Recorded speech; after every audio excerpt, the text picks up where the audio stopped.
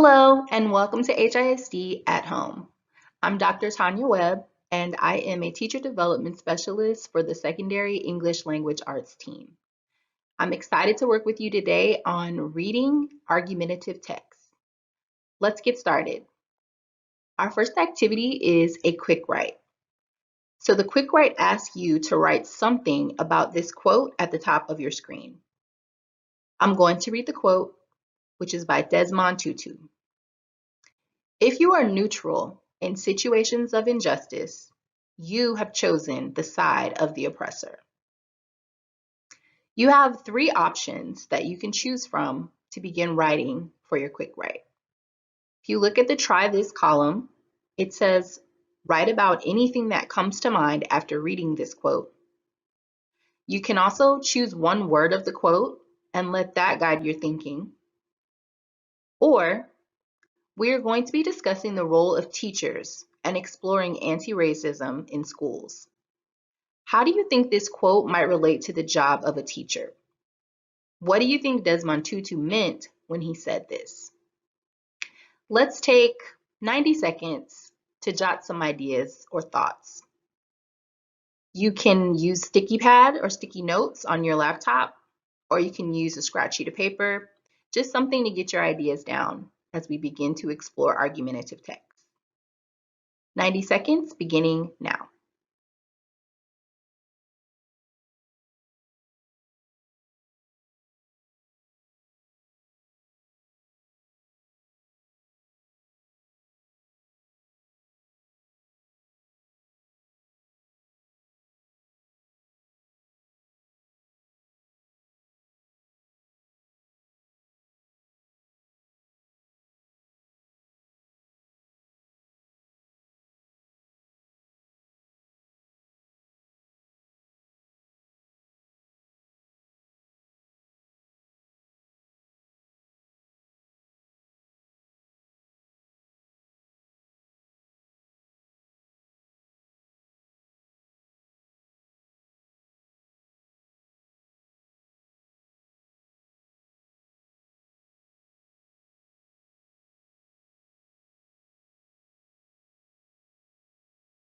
Thirty seconds remaining.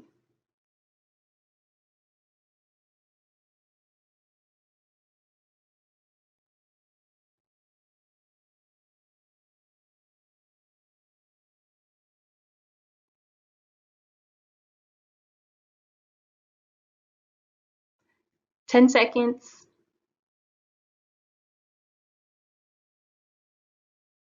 In 5, 4, 3, 2, and 1. So thank you for whatever ideas or thoughts you wrote down about the quote. So let's talk about what we are going to be doing today. Today, we will recognize and analyze genre-specific characteristics, structures, and purposes within and across increasingly complex traditional, contemporary, classical, and diverse texts. And this comes from the 8th grade TEKS. So we know what we are doing. Let's talk about why we need to be able to master this skill. As a student, you are expected to analyze characteristics and structural elements of argumentative text, formerly known as persuasive text. This includes being able to analyze the claim and the argument of a text and be able to identify the intended audience or reader for the text. So how are we going to do this today? We are going to be looking at an argumentative piece, and we're going to be using the annotation strategy #main idea. Finally, we'll be creating a short product that represents our ability to analyze for the claim, the argument, and the audience.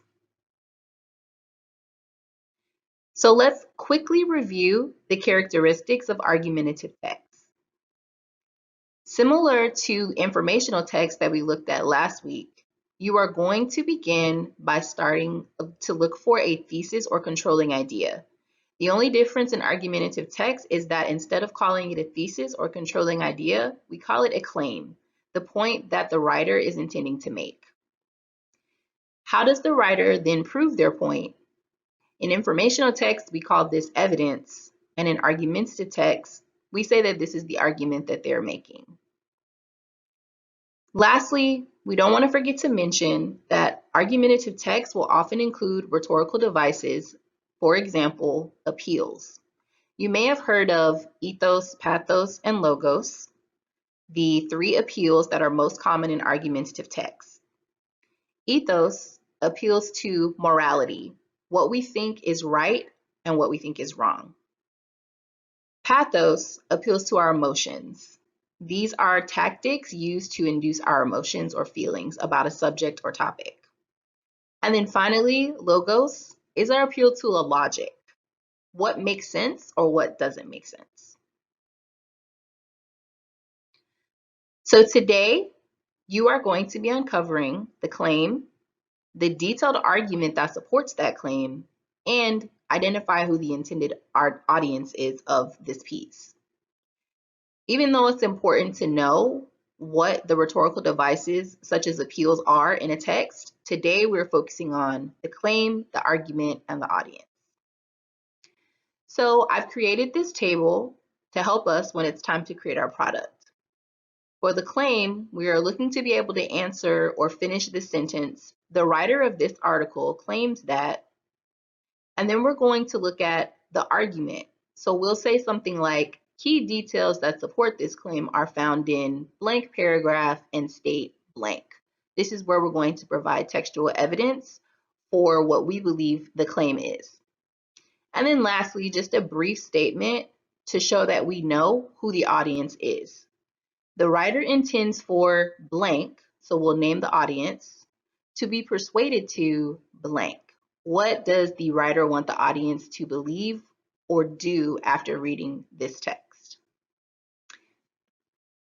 All right, let's talk about the article that we're going to be working from. This is a piece called The Urgent Need for Anti-Racist Education, and it was written by a teacher named Christina Torres. She was published in edweek.org this week during a time of protest and radical change in our country. Notice the date says August 14th, 2019. So this was written almost a year ago, and it is very relevant for what's happening now in our country. So I'm going to be reading the paragraphs of the article, and I'm also going to be putting my hashtag main idea on the left column as we are reading. Feel free to jot down your hashtag main ideas as we are reading, or you're following along as I'm reading. And my hope is that I'll be able to identify the claim and the audience so we can produce the writing at the end. So paragraph 1 begins. Lately, when I open my phone to read the day's news, I'm reading not just with curiosity, but with fear. Our news feeds are filled with horrible stories of mass shootings and hate crimes that make many Americans feel unsafe and out of control.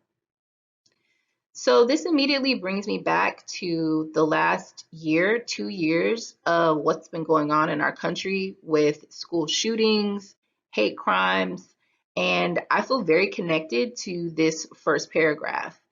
I feel like every time I turn on the news, there is more and more information coming out about the atrocities that we are facing and experiencing as Americans right now. So for me, the hashtag that I've used is hashtag daily fear. The writer talks about being afraid. I'm not just reading to understand or to know something, but I'm also approaching whatever I'm reading with kind of a sense of dread or fear because I know I'm going to be reading some more difficult news. Let's continue. Many of the recent shootings, including in El Paso, Texas, Pittsburgh, potentially Gilroy, California, are linked to white supremacist hatred. And hate crimes have been on the rise nationwide for 3 consecutive years, according to FBI data released last year. So my hashtag for this paragraph is hashtag hate and crime. The writer is naming that the shootings are linked to white supremacist hatred, and that crimes have been on the rise in this particular area for at least the last 3 years. So I'm going to use the hashtag hating crime. Paragraph 3. This growing hatred seeps into our classrooms. Like many teachers, I read these stories and statistics and wonder, what can I do to help my students feel safe and ensure that the next generation no longer operates from a place of hatred and fear? So what I'm gathering from this is she's reading the news, she's disturbed by the news, and she also recognizes that everything that goes on in the world definitely impacts what happens in our classrooms. It all is kind of a trickle effect. And so she's wondering, what can she do as a teacher to make sure that the next generation of kids coming up don't have to operate from this place or don't choose to operate from this place of hatred and fear. So my hashtag for this third paragraph is hashtag what can a teacher do? And it is a question because she's posing this as a question.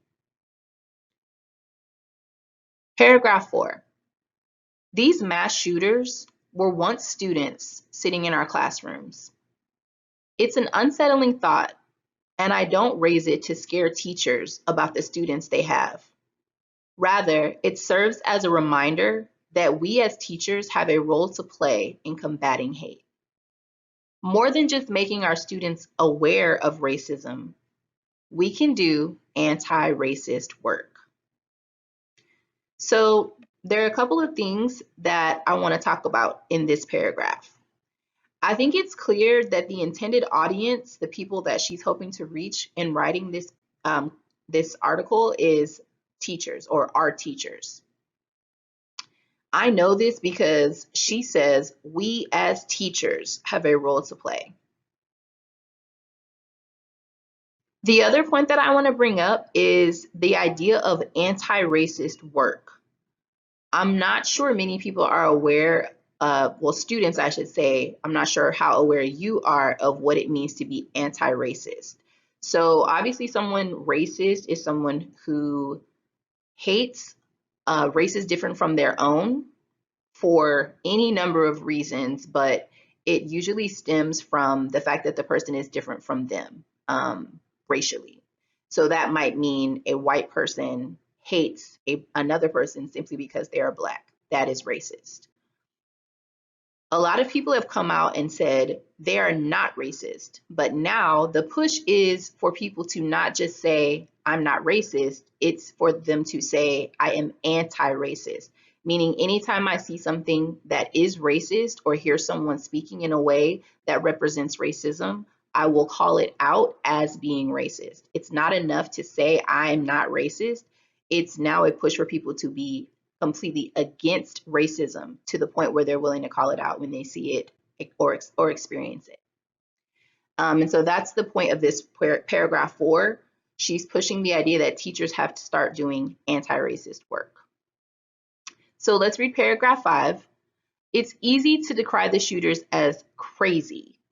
In the wake of the recent shootings, some educators have called for increased support around mental health and social emotional learning. While this is critical work, research suggests that the majority of mass shootings are not attributable to mental illness. In fact, roughly 65% of the more than 350 mass killers counted by Columbia University forensic psychiatrist Michael Stone showed no evidence of a severe mental disorder. So a couple things here. My hashtag is going to be hashtag no evidence. The point that she's making is that a lot of educators want more support for mental health for students, for social emotional learning for students, and for teachers. And she's not arguing that this work or these calls for support in these areas is not important, because it is. She also wants to bring up the fact that based on the research, mass shootings are not attributable to mental illness. So I'm assuming that the next point she's going to make is going to be around fighting racism in order to stop these kinds of acts of violence, such as mass shooting. What we can also see here is the claim that she's making as a writer. She is claiming that educators are not responsible simply for teaching content, but also for preparing students for what happens after school. So the claim that she's making, specific to this article, is here in this red box. Until we provide focused education about the history and current iterations of racist beliefs at the root of this hatred, we cannot claim we are actively working to solve the problem in our classrooms. So she is calling for focused education on the things that have happened in the past and what racism looks like today to get at the root of where this hate even comes from and how we can start to work to abolish it with the future generation. She even goes on to say, here are the changes we can make, which means she has suggestions for how this can be improved. And we're going to read more about those as we continue. But first, for paragraph 6, my hashtag main idea was hashtag roots of hatred. I think she brings up a very valid point that this has been historical and it has continued to impact not just our nation, but the world. And it's something we need to get at the heart of if we're ever going to fix it. I agree with that point. Additionally, in paragraph 7, she says it's the responsibility of teachers to teach life lessons, not just teach content. So my hashtag is hashtag teach life lessons. Let's continue with paragraph 8. So this is the first change that she's recommending in order to break down racist beliefs and systems of white supremacy. Number 1, educate ourselves about anti-racism work.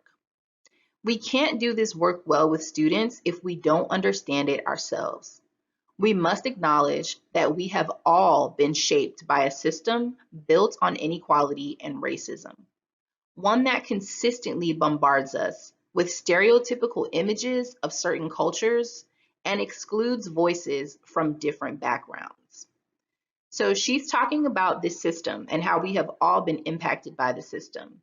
It has built inequality, it has made people feel like racism is normal, and it has bombarded people with stereotypes. It's caused division, and it's ensured that certain voices are never heard. So for this paragraph, my hashtag is hashtag acknowledging the system. She's talking about the system that exists to create all of these deep-seated problems. Paragraph 9, understanding racism and its roots, questioning our own privilege and biases, and slowly dismantling those systems and beliefs internally and in our schools is a lifelong process. Online communities like hashtag clear the air and hashtag educolor that host Twitter chats with important discussions and resources can provide insight into how other educators are grappling with these issues, as well as great ideas for bringing that work to the classroom. So again, she's acknowledging it's up to us, teachers, adults, even students who are reading this article, to start to question our own experiences, our own privileges, and our own biases if we're ever going to really break the system down. And then she provides resources like online communities that host Twitter chats so that other educators can start to get support from their colleagues. The hashtag I'm using here is hashtag dismantling the system because she's providing her suggestions for how we can start to do so. Paragraph 10, Rethinking Schools provides multiple resources and readings about using schools to break down racial biases in our country.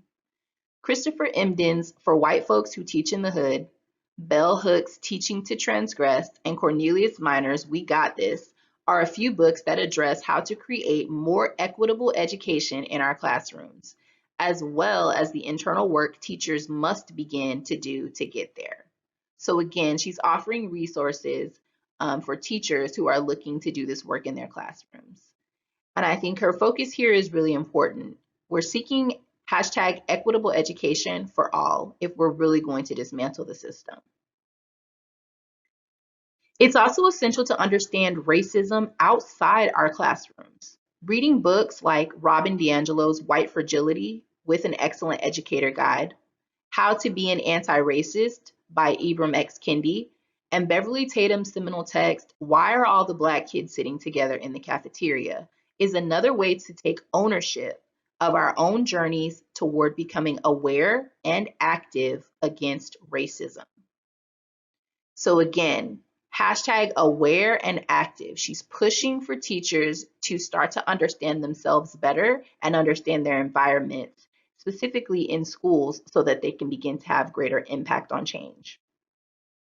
Paragraph 12 starts with her second suggestion. Number 2, reflect on the voices we're sharing. We can build empathy by listening to and studying other people's stories. Unfortunately, there is very little diversity and inclusion in the stories many of us share in our classrooms. We need to reflect on whose voices we give power to and how we create a more inclusive space with the text we use. So my hashtag here is hashtag powerful voices. She's pushing for diversity and inclusion with what students are exposed to from their teachers. Online organizations like hashtag Disrupt Text and We Need Diverse Books provide resources and materials about the importance of diversifying the text in our classrooms. Reflecting on whose viewpoints are given power in all subjects, including math and science, is an essential way to start breaking down biases and harmful perceptions. So again, look to the resources to begin to create change. Hashtag breaking down biases. I like that she talks about not just impacting literature that students are exposed to, but also how are kids being included, how are biases being broken down in subjects like math and science. Number 3, so this is her third and final suggestion. Don't be afraid to discuss current events and ask for help too. Our classrooms cannot cocoon our students from the real world. We can begin talking through not only the recent violence in our country, but broader instances of systemic oppression related to white supremacy, anti-immigration sentiment, racism, and LGBTQ discrimination. Organizations like Teaching Tolerance and Facing History and Ourselves provide resources for discussing current events and their historical roots. So I think the first sentence of this paragraph is so impactful. Our classrooms cannot cocoon our students from the real world. No matter what, students are going to be aware or exposed to what's going on beyond the classroom, and all of that, like she said in the beginning, all of that trickles into the classroom. So hashtag discuss what is happening. That is the responsibility of the teachers, and she's offering some assistance for how teachers can do so. It is a sad truth that some of us may face resistance from our communities for doing this work. This pushback is often rooted in a fear of disrupting the status quo. So by status quo, she just means the norm. A lot of times people don't want to push and push for things that are difficult but right, because they know that it goes against what's easy and what the normal kind of routine is for everyone. They don't want to go against that. By sharing plans and ideas with colleagues in our personal learning network who have more experience teaching these issues, we can navigate these pitfalls together. We should communicate with parents and other teachers to help garner support. So we should be reaching out and asking other people for their help. We can rely on data and resources to explain the importance of this work to skeptics. So a skeptic is someone who doesn't easily believe the information that's being presented to them. They always approach it with some form of doubt. And she's saying we can rely on data and resources to combat some of that skepticism. Last sentence says, these conversations are hard and nuanced, and we can help foster growth in each other by reaching out and asking for help. So I love the point that she's making, that there is no doubt that this is going to be difficult and it's going to be complicated. The conversations are very complex. That's what it means for the conversation to be nuanced. There's so many different layers and issues that intersect, but nothing is going to change if we are not working together and if we are not reaching out to ask for help. So there's a few hashtags for me here. Hashtag rooted in fear. I think that's a great point that she keeps reiterating. Hashtag garner support or gather support, get support from the places that you can find it. And lastly, hashtag difficult and complex conversations. I think that's very important. Final paragraph. The work we do in our classrooms may feel like a small drop in the ocean, but we know that what we teach our students can help turn the societal tide. So if you saw the informational text piece that we looked at last week, we learned what the phrase turn the tide means. It basically means that even though things are going one way, you can still work to create change that turns the tide or turns the direction that things are headed for the better. Teaching anti-racism may not directly stop a mass shooting, but it can support a cultural shift that helps dismantle racist beliefs in ourselves and in each other. And each other. So she's not saying that this is automatically going to prevent crime, but she does believe that it can start to create a very necessary shift to dismantle the system that has impacted everyone. If we teach our students to work against white supremacy and racism, we can help create a world that no longer nurtures hatred, but actively challenges the hateful beliefs that lead to targeted violence. So the final hashtag is hashtag cultural shift. I feel like this writer completely believes this is possible, and it is very much the work and responsibility of teachers in schools with the students that they are blessed to support. So that was a very heavy piece, and I hope that you found some connection in it, especially to what's happening in the world and in our country right now. We want to still be able to finish up our product. So let's talk through very quickly the claim, the argument, and the audience. So the writer of this article claims that teachers are responsible for combating systems of racism that ultimately lead to inequality and violence.